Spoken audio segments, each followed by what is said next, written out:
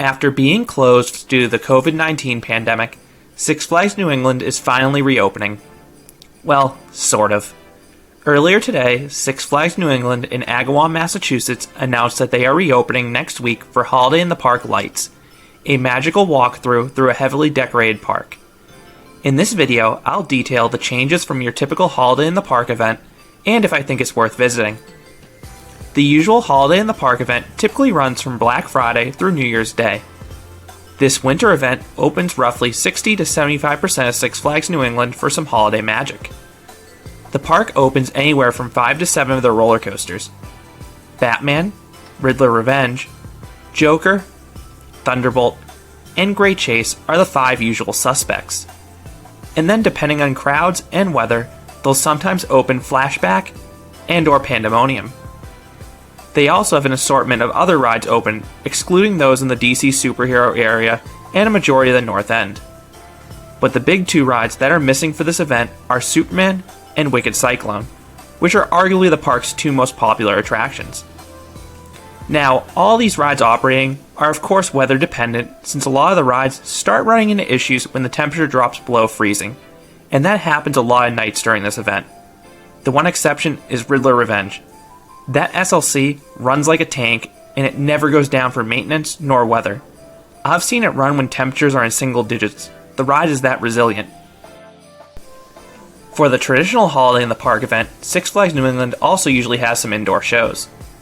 Now, unfortunately, neither the rides nor shows will be part of the 2020 event. Massachusetts Governor Charlie Baker placed amusement parks in Tier 4 of their reopening plans, which means that amusement parks cannot reopen until there's a proven cure or vaccine for coronavirus. This is obviously frustrating since other parks across the country have reopened with safety precautions, including several of the Six Flags parks, and no outbreaks have been traced back to those parks. And some of the smaller family entertainment centers in Massachusetts have been allowed to operate their amusement rides. Six Flags New England did find a way to reopen, just not as an amusement park. They are reopening as a one-way walkthrough with over 1 million dazzling holiday lights and decorations. Six Flags New England, and most of the Six Flags parks for that matter, usually do a great job decorating the park, so I expect this event will be no different. The park also said there will be music, enchanting characters about the park, and holiday treats, including the popular S'mores Fire Pit. One of the biggest changes, though, is the note that this will be a one-way walkthrough. Traditionally, guests are free to walk around Six Flags New England as they please, but this is likely a stipulation for the park to be allowed to reopen. The one-way walkthrough controls the direction of the crowd, and I'm assuming each admission only allows you to travel the route once. All guests over the age of 2 will be required to wear a mask or face covering at all times, and I have to be honest, they don't feel nearly as bad on cold days as opposed to the hot, humid days we wore them over the summer. The event will be held starting on Black Friday, which is November 27th. It will be held every Friday through Sunday through January 3rd, with the exception of Christmas Day. The event will also include every day the week after Christmas. The park will be open from 5 to 9 on Friday and Saturday nights, and 5 to 8 any other day. In order to visit, all guests require a reservation. This includes daily ticket holders, members, and season pass holders. Reservations should be made before anyone visits the park, and they can be made online at sixflags.com/reserve. If it will be like some of the other parks that have opened, specifically Six Flags Great Adventure, reservations can fill up on a popular weekend day, so make sure you get them in advance if you intend to visit Six Flags New England. Your reservation will be good for a specific day and time. You are free to enter anytime after your time, but not before it, if they're honored similarly to the reservations at the other Six Flags theme parks. Season pass holders and members can book reservations without any additional fees, but daily ticket holders will have to pay $20 per person. You also will need to pay $15 to park unless your membership or season pass includes parking. Another wrinkle if you intend to visit is the Massachusetts travel order.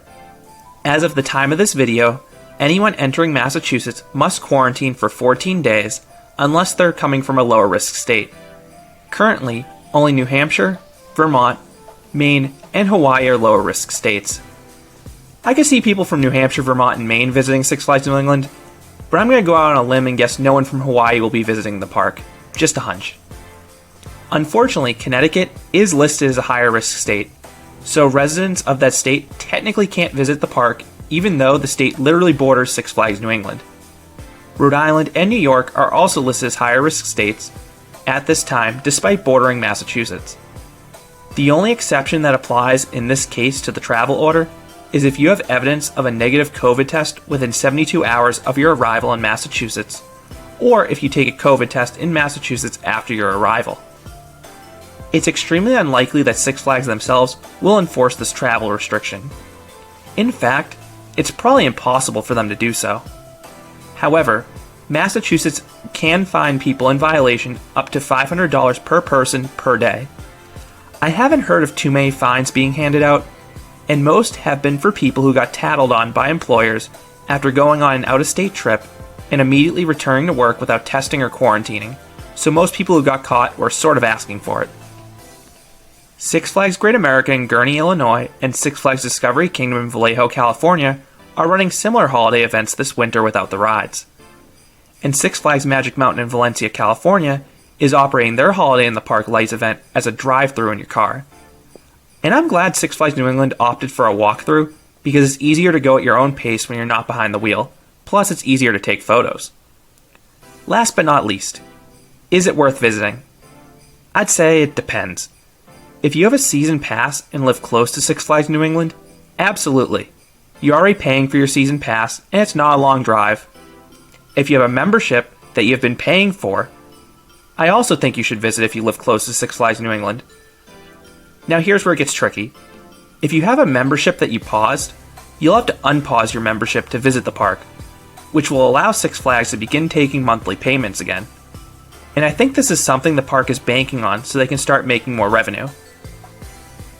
If you have to unpause your membership and the park isn't going to reopen until, say, April or May of next year, it honestly might be cheaper for you to get a daily ticket, depending upon which membership you have.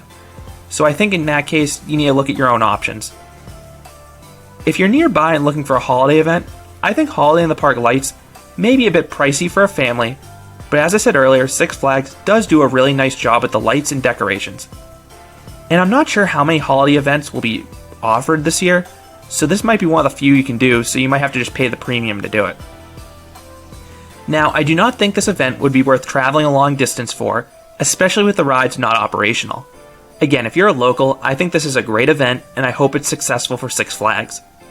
So those are my thoughts on the Holiday in the Park Lights event Six Flags New England will be running this winter. What are your thoughts on the event? I would love to hear what you think down in the comments. If you enjoyed this video, I'd appreciate if you gave it a like and consider subscribing because there'll be a lot more roller coaster and amusement park videos here at Canopy Coaster. Thanks for watching, and let's hope that Six Flags New England can open with their rides next spring.